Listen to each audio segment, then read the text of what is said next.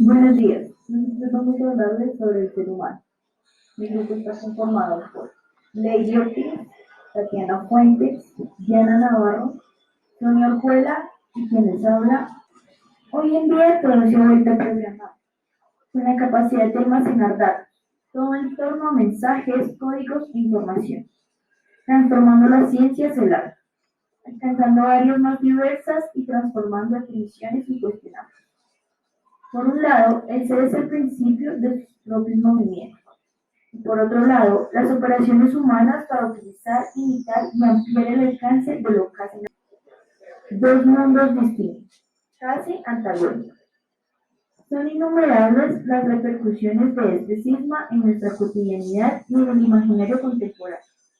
Las máquinas se reprodujeron por doquier y fueron poblando por territorios, esparciendo sus productos manufacturados y sus artificios en territorios donde estos solían primar lo natural y lo artesanal.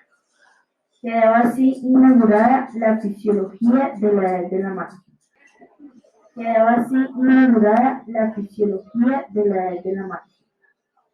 Emergieron ciertas ideas y metáforas sumamente poderosas.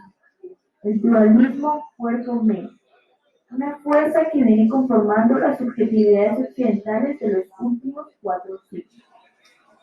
Descartes definió al hombre como una mezcla de dos sustancias completamente distintas y separadas. Por un lado, el cuerpo máquina, un objeto de la naturaleza como cualquier otro, que podía y debía examinarse con el método científico.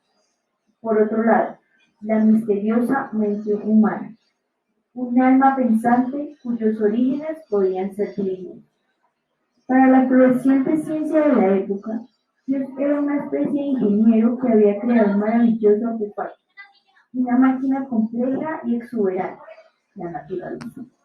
Aun cuando el sujeto era privilegiado de tales saberes, el hombre era una pieza más de ese universo mecánico, una pequeña máquina perfecta. El saber científico redefinió el cuerpo, lo arrancó del hombre vivo para hacer del cadáver su modelo y su objeto privilegiado. Medicalización de la población, un fenómeno paralelo a la disciplina de cuerpos que se desencadenó en el siglo XVIII y fue perfeccionándose hasta nuestros años. La filosofía política del siglo XVIII fue elaborada en gran parte por médicos que también eran filósofos. En efecto, fue justamente un médico el que llevó el cartesiano a sus últimas consecuencias, de modo que Julien Offray de Maistre afirmó: el hombre es una máquina, un simple autómata hecho de órganos, huesos y músculos. De la Tecnociencia 2, el código de la vida. La tecnociencia moderna en 1930 dejó atrás la geometría estática y a la física clásica. Digamos que los seres vivos contienen una especie de manual de instrucciones escrito en el mismo código, conjunto específico de información llamado genoma. La materialidad del cuerpo se ha convertido en una especie de obstáculo que debe ser superado para poder sumergirse libremente en el ciberespacio. Todos los seres humanos tenemos una especie de sustancia que es ambigua. Al fin y al cabo, el ADN es un código, es pura información.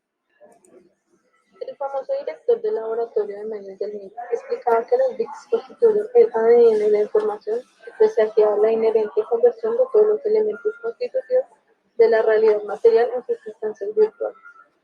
En los laboratorios donde se realizan las investigaciones y los descubrimientos biotecnológicos, los materiales genéticos se funcionan con los dispositivos informáticos.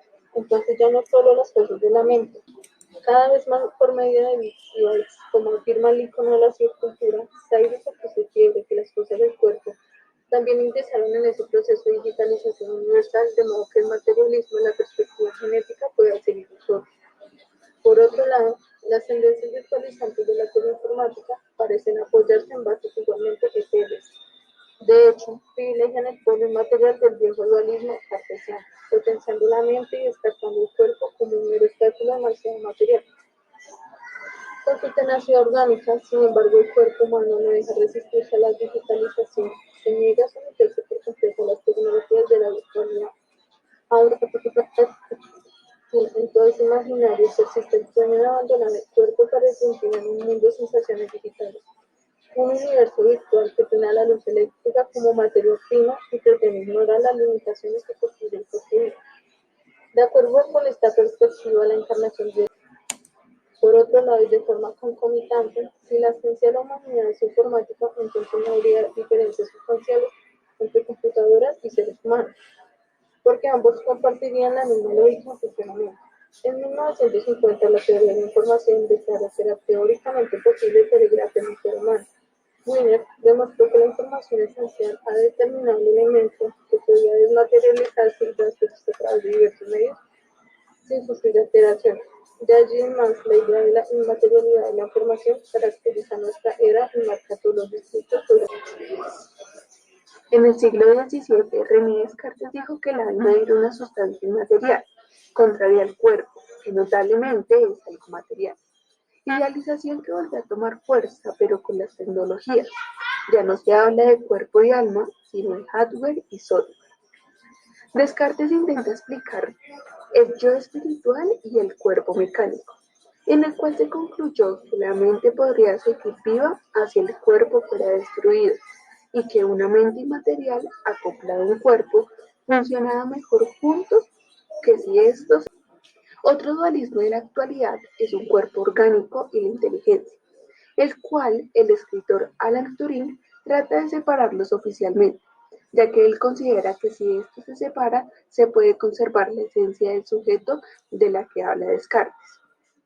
La persistencia del orgánico habla de una inteligencia artificial sumamente importante, en la cual se considera que es posible crear un cerebro humano con todos sus rasgos y que con ayuda de la ciencia todos los errores del cuerpo orgánico desaparezcan del ser humano.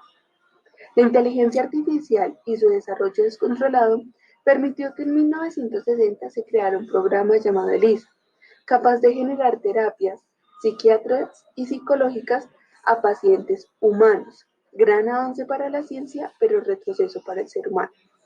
Se defiende el vínculo de mente y cuerpo, pero no puede existir un pensamiento, vinculado o anclado al software, ya que para que esto suceda, la mente y el cuerpo deben estar juntos. Lo orgánico es necesario para el pensamiento. Solo en el caso utópico de que se creara un sistema que sintiera y pensara, ahí se podría anclar. Renunciando a entender la conexión lógica que ocurre entre el cuerpo y el espíritu, Descartes admitió que el hombre no puede ser la reproducción de una mente inmaterial acoplada a un cuerpo mecánico como ser dual, sino más bien se trata de criaturas incorporadas. Por lo tanto, en su estudio sobre la filosofía de la mente cartesiana, Cottingham responde a la pregunta ¿puede existir pensamiento sin cerebro? Con una contrapregunta semejante pero más fácil de responder. ¿Puede existir digestión sin estómago? En ambos casos evidenciamos que es necesario que exista algún tipo de soporte material capaz de operar las funciones del pensamiento y la digestión. Que el hecho de que los movimientos del cerebro sean la condición básica y necesaria de toda actividad psíquica no quiere decir que los reflejos natos o reacciones involuntarias sean la única funcionalidad del cerebro. Por eso, a la hora de explicar la complejidad del pensamiento y de acuerdo a las explicaciones relativas más simples de los saberes occidentales, logramos entender que quien piensa no es el cerebro, sino el hombre. En definitiva, la teoría de Francisco Varela, el cerebro existe en el hombre y el hombre en el mundo, nos acerca a la realidad de que no es posible hacer copia del cerebro humano. En pocas palabras, y según lo relacionado con Descartes, la inteligencia física no logrará abarcar la complejidad de la vida mental, en donde la inteligencia artificial solo puede superar a la humana en cuanto a actividades cuantificadas como el cálculo, el razonamiento lógico y abstracto, pero no en cuanto a las emociones, sentimientos, sensaciones y pasiones. El alma se volvió una disputa de las redes de poder como creación social de medio por el cual se interioriza la disciplina y la domesticación de los sujetos útiles de las sociedades industrializadas, ya que según Descartes es el alma o la mente lo que genera las funciones del cuerpo y el pensamiento del hombre, y es función del hombre controlar esos pensamientos.